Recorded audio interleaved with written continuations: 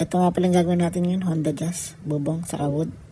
Ngayon, papakita ko paano ko pinipare. Niliha ko muna 120 grit, saka 360 grit. Ayan, ginamit ko muna dyan, 120 grit. Ayan nga pala si Jimmy, tutulungan niya tayo mamaya mag-repair nito para sa painting. Medyo malaki kasi ang trabaho. Ngayon, liha ko muna yan. Fast forward ko na lang para mapabilis. Pagkatapos ko yung lihain ng 120 grit, 360 grit naman. Ayan na yung resulta niya. Pagkatapos yan, ready na kami para tuturahan ko sa paint booth. Dalawa na kami Jimmy para mapabilis yung trabaho. Fast forward ko kasi medyo mahaba itong video na to. Let's go!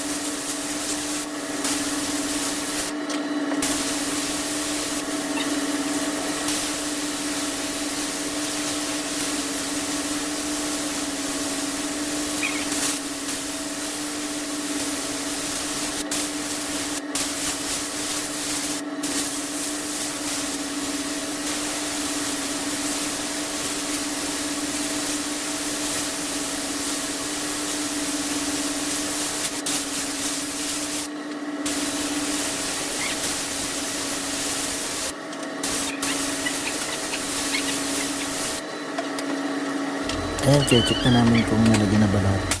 Tapos sa tingin namin okay na, i-ready naman natin siya para sa base color sa susunod na araw. Dikit na.